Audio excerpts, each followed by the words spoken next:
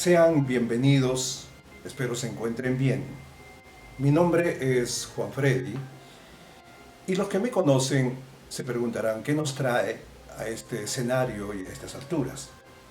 Bueno, decidimos compartir conocimiento y experiencias que a través de los años y de los muchos estudios y lecturas hemos almacenado en nuestro disco duro y creímos más que pertinente que había llegado la hora de compartirlo.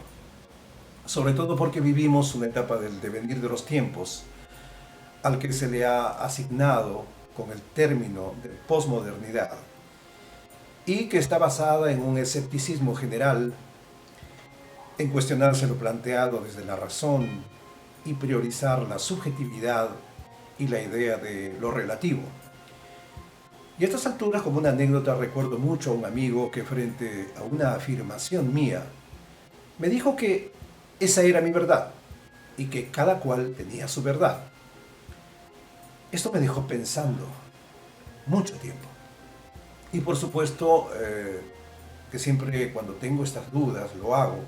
Inmediatamente recurrí a la intensa investigación y a la lectura. Y pude aprender que la verdad en realidad no tiene nada que ver con los tiempos, con las épocas, o lo que yo quiera pensar o decir al respecto. Hay una verdad, aunque muchos no alcanzarán a entenderlo. Y ella da inicio en el motor que permite nuestras decisiones y acciones. Y es un área intangible, es decir, es la parte espiritual del ser humano. Y es que la espiritualidad siempre abrirá camino a la transformación. Estuve leyendo a Castillo en su obra Espiritualidad del 2008 y lo expresa de la siguiente manera. Cada día aumenta el número de personas que experimentan más y más, no ya la simple curiosidad por el esoterismo o cosas parecidas, sino la necesidad de vivir una espiritualidad coherente con las nuevas situaciones debidas al rápido y profundo cambio cultural del momento presente. Esto está en la página 17 del libro.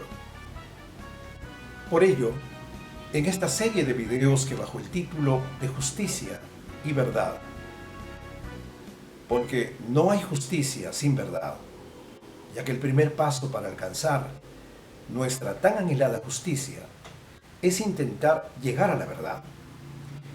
Y es nuestra intención navegar y profundizar en el espíritu de la ley. ¿Y cuál ley? Se estarán preguntando. Pues la única que pasó el tamiz de los tiempos, la razón y las culturas. Y la única que a estas alturas la ciencia está dando la razón, aunque a regañadientes. La ley que fue entregada a un hombre y que es la única que transforma, que genera una verdadera identidad y sobre todo nos hace verdaderamente humanos.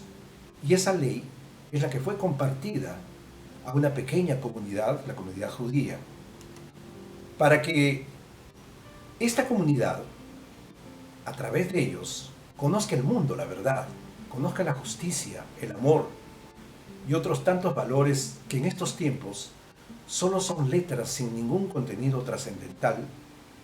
Y tal como el judío Jesús, el Mesías, lo dijo en Mateo 23:23, lo más importante de la ley, la justicia, la misericordia y la fe. A los tales Jesús les dijo, esto era necesario hacer sin dejar de hacer aquello. La letra de la ley es lo que realmente está escrito. Es el significado literal de las palabras. Pero el espíritu de la ley son las intenciones o motivaciones de quien escribió dicha ley. La mayoría de los cristianos leemos la Biblia en traducciones que llegan a nuestras manos, generalmente bien elaboradas, que dan la impresión de ser casi el texto original. Sin embargo, se puede decir que éstas no logran siempre ser fieles al escrito del que provienen, ya que quien escribió primeramente tenía una intención particular y dirigía su texto a un auditorio ubicado en unas coordenadas de tiempo y espacio concreto. El ejercicio de acercarse al contenido desde donde llega la traducción permite al estudioso de la Biblia comprender nuevos significados y alcanzar dimensiones espirituales que no se lograrían si se ignorasen los matices propios del texto original. La Biblia hebrea es considerada sagrada, pues sus letras, sus palabras y frases contienen una carga enorme de significados que dan, gracias al juego imperceptible en las traducciones, que forjan un texto que emana de una lengua rica en acepciones. Y aquí es bueno que hagamos un paréntesis y aclaremos lo siguiente. ¿Acaso las Biblias que leemos todas están mal traducidas y por ende no revelan el mensaje original en el entender de nuestra lengua, el español? No. Ese no es el mensaje que queremos transmitir. Pero en honor de la verdad, debemos claramente establecer que hay Biblias y Biblias.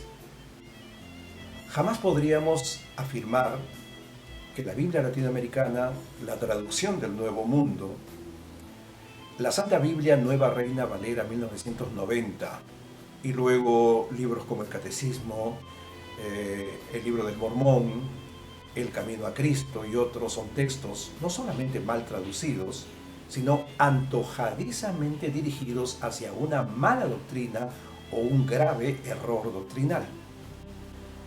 Tampoco es la intención, de por si a alguien se le está ocurriendo pensar, que es nuestra intencionalidad judaizar o ingresar a los pensamientos de estos grupos que pretenden llevar tradiciones y cultura judía al cristianismo.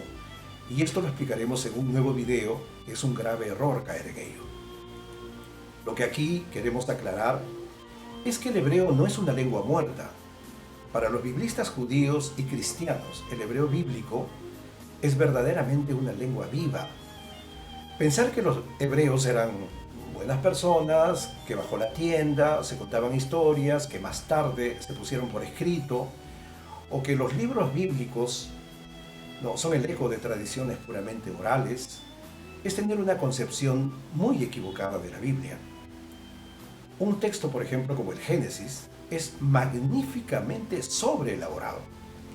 No es simplemente un texto, ya que fue escrito como nadie jamás lo había hecho.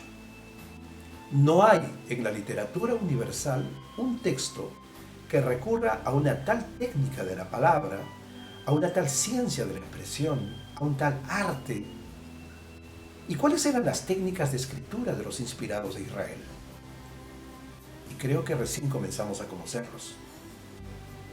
Este arte corresponde a una ciencia muy rigurosa, tradicional, que comporta parte de los esquemas permanentes, una técnica inimitable de la relación, un dominio perfecto del relato objetivo, un arte en la composición sinfónica en el que cada palabra, cada letra tiene correspondencias que se siguen en todo el desarrollo del relato y hasta una especie de aritmética de las palabras. Se sabe que en las civilizaciones vecinas, entre los babilonios, los sumerios, también entre los griegos, la escritura constituía muchas veces un verdadero criptograma. El lenguaje hablado podía ser cifrado. En lo que se refiere a los hebreos, las técnicas de la expresión no han sido aún descifradas muy a fondo. Es interesante resaltar en este punto el aporte de un patriarca de la Iglesia, San Jerónimo, sobre la significación de las letras hebreas y su insistencia sobre la veritas hebraica. En el año 384, este padre de la Iglesia escribió a una de sus alumnas, estudiosa de los textos en hebreo llamada Paula, sobre el valor de las letras hebreas y su sentido espiritual. Y ella le responde en una carta en estos términos: ahora bien, a la manera que en esta misma carta que estoy escribiendo, no puede uno pasar a leer y coordinar las palabras si no empieza por las letras. Así en las escrituras divinas no podemos conocer las cosas más altas si no empezamos por la ética. ¿Qué es lo que dice el profeta? Partiendo de tus mandamientos he entendido. Hay que leer Salmos 118 y 104. Es decir, que después de las obras empezó a tener ciencia de los misterios. Pero ya es hora de cumplir lo que me pediste y poner aquí el sentido y traducción de cada letra. Y vamos a dar solamente un ejemplo de lo que aquí dijimos para finalizar este video. Recordarán que al inicio dijimos que estos bloques de videos lo hemos llamado justicia y verdad. En esta oportunidad solo explicaré la palabra verdad, que está en el texto bíblico 432 veces.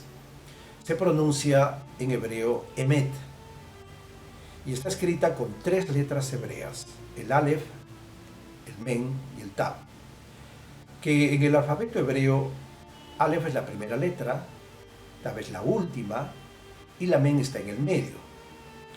Y son 28 en total las letras hebreas con las que se construye todo el idioma y se pronuncia.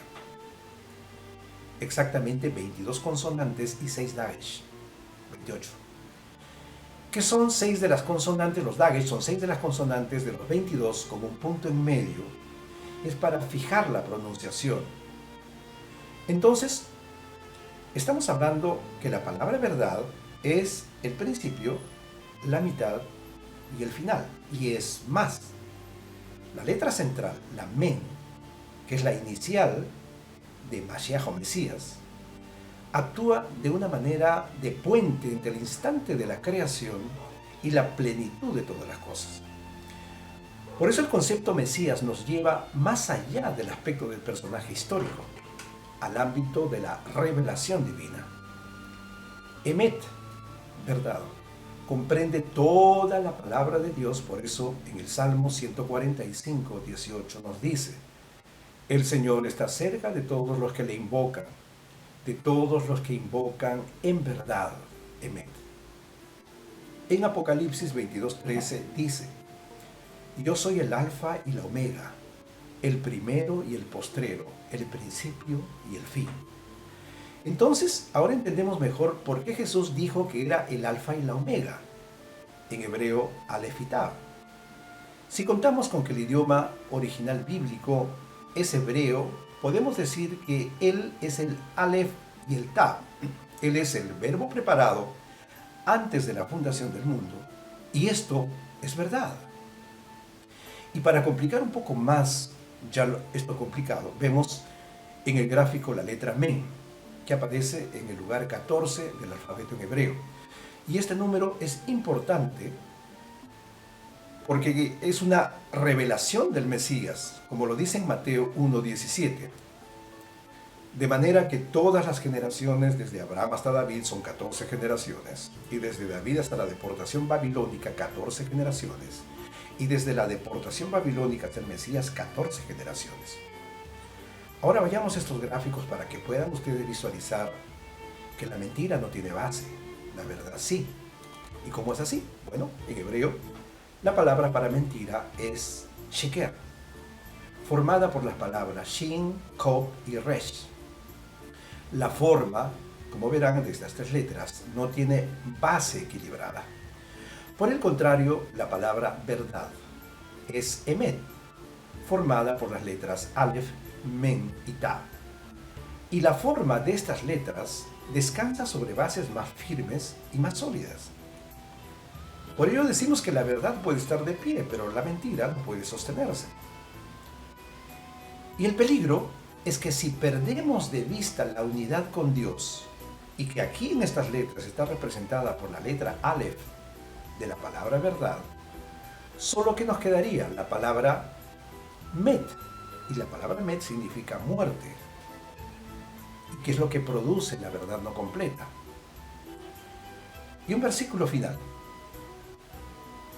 Juan 14:6, yo soy el camino, la verdad y la vida. Según el significado de estas palabras en hebreo, esto es lo que nos quiso decir Jesús en Juan 14:6. Yo soy la senda, el sendero, la calzada indicada, el principio, la mitad y el final, las leyes, preceptos, ordenanzas, estatutos, palabras y enseñanzas de nuestro Dios. Es que es el poder de sus palabras cuando son puestas en acción. Si como cristianos nosotros realmente creemos que Jesús, Yeshua, es nuestro Dios, entonces es que venimos a términos con el hecho de que las palabras de Jesús son las palabras de Dios y de que Yeshua, el Mesías, habló de acuerdo a la ley y al testimonio. Bien, hasta aquí esta enseñanza. Los veo en el próximo video. Y no se olviden, según las normas de YouTube, hacer un like para que YouTube pueda recomendar a otros el video y, de ser posible, suscribirse al canal. Hasta la próxima.